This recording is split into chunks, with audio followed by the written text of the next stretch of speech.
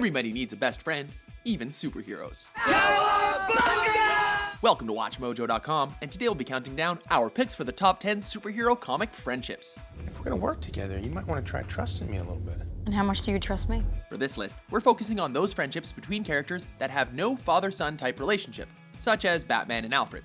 We're also not including friendships between a superhero and a non-superhero, nor are we including Batman and Superman because they have more of a working relationship than a friendship. We're also limiting our list to those friendships that existed before either person became the other's sidekick. Don't fret about it, old man. Number 10, Captain America and the Falcon. Sam Wilson. Steve Rogers. I kind of put that together. If you weren't familiar with Cap's sidekick before last year, Captain America, the Winter Soldier, certainly brought their friendship to the forefront. I can't ask you to do this, Sam. You got out for a good reason. Dude, Captain America needs my help. There's no better reason to get back in. The pair received their own comic book series in the 1970s and again in the early 2000s. In the cinematic universe, both Steve Rogers and Sam Wilson share a background in the military, which draws them together. When I was over there, I sleep on the ground, use rock for pillows like a caveman. In the comics, however, Wilson had a troubled childhood and eventually ended up in a gang. He eventually meets Rogers, who convinces him to become the Falcon. Together, they are able to defeat the Red Skull, and a partnership is born. You don't have to come with me. I know.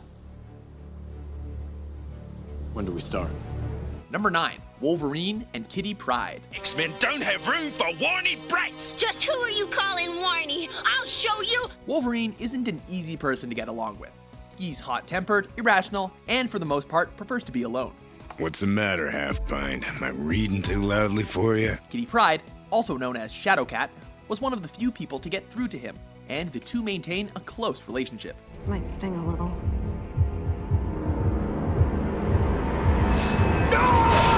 The pair even teamed up for their own limited series in the mid-80s. Both Kitty and Wolverine head to Japan, where Kitty is brainwashed but is ultimately saved by Wolverine, who acts as a mentor throughout the series. What if I need to get a little rocky? Think peaceful thoughts? Peaceful thoughts. Number 8, The Flash and Green Lantern. Nothing's gonna get through this, baby. While Barry Allen and Hal Jordan have had a long-standing, working relationship, their friendship does not compare to that of the newer incarnations of The Flash and Green Lantern, Wally West and Kyle Rayner. Wally and Kyle were drawn to each other immediately following the creation of the new Justice League, thanks in large part to their youth and love of goofing around. That was quite a stunt you just pulled off. I know. Can't wait to catch the rerun. Whether it's generating Rock'em Sock'em robots with the Green Lantern's ring or insulting each other mid-battle, their friendship is truly built to last. That about wraps you up. Number 7, Raphael and Casey Jones. A Jose Canseco bat? Tell me, you didn't pay money for this. Ooh, that's Casey Jones, the hockey mask wearing vigilante, works alongside the Teenage Mutant Ninja Turtles when they need assistance. While he maintains a good relationship with all of the Turtles, he is especially close to Raphael. Leo, how's it going?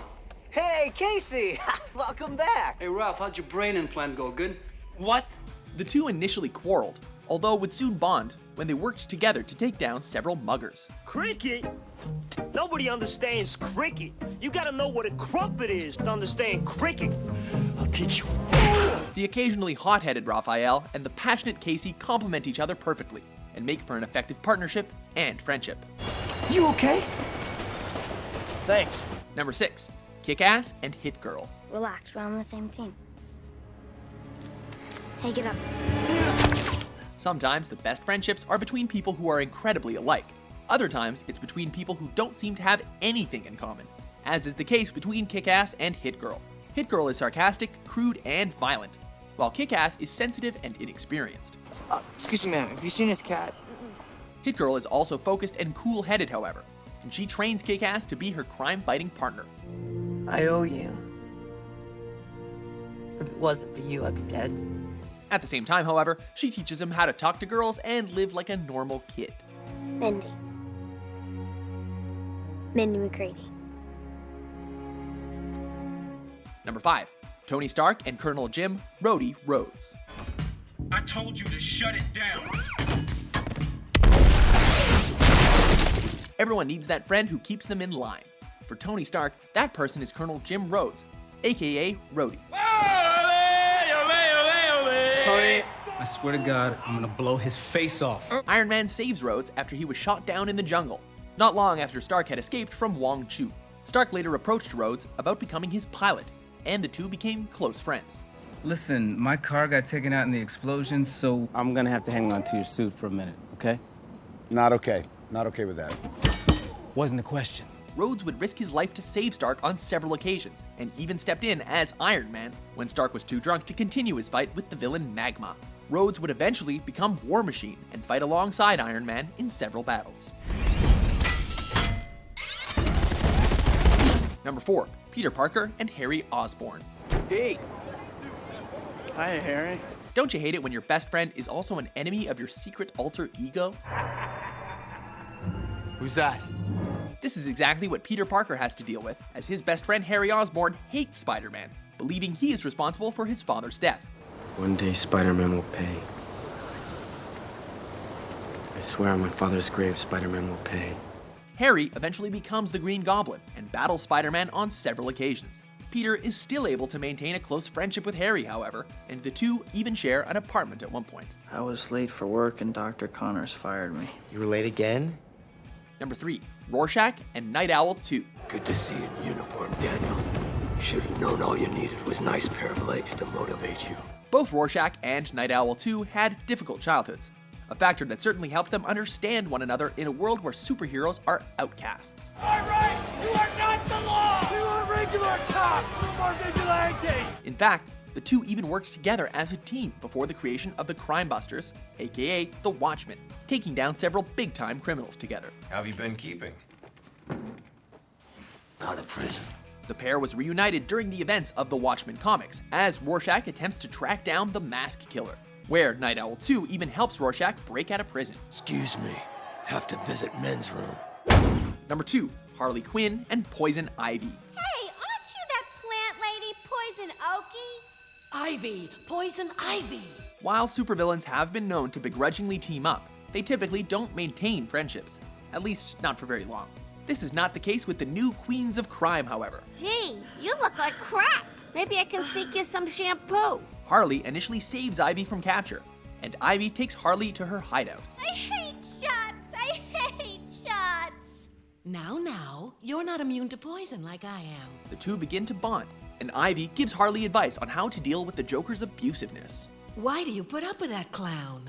Don't get me wrong, my puddin's a little rough sometimes, but he loves me, really. Although they have very different personalities, they genuinely care for each other and are two of the strongest female characters in the DC universe. Oh, and what are you gonna do? Spank us? That's right, pigs, and here's the paddle. Before we unveil our number 1 pick, here are a few honorable mentions. Why am I back? How'd you get him out? Cognitive recalibration. I hit you really hard in the head. Thanks. Don't drink fountain water, you idiot. That's disgusting. Yes, you did. I just saw you doing it. Why are you lying? You okay, Tommy? What's happening to you? You're no longer under Rita's power.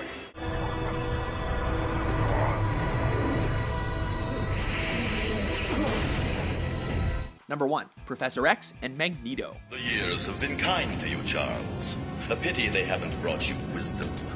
Your wisdom? You find wisdom in this destruction?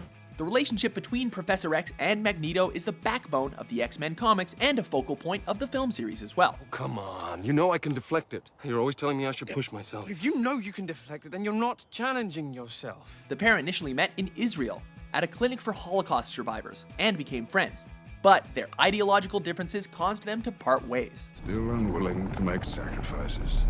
That's what makes you weak. These differences have caused the pair to come into direct conflict on several occasions, although they have always maintained a great respect for one another. Their friendship is definitely complicated, but their bond remains as strong as their conviction. I feel a great swell of pity for the poor soul who comes to that school looking for trouble. Do you agree with our list? The Penguin sure must be having a laugh, Batman. What is your favorite superhero friendship? For more exciting top 10s published daily, be sure to subscribe to WatchMojo.com. Anyway, enough of this camaraderie. When do we get together and bust some skulls?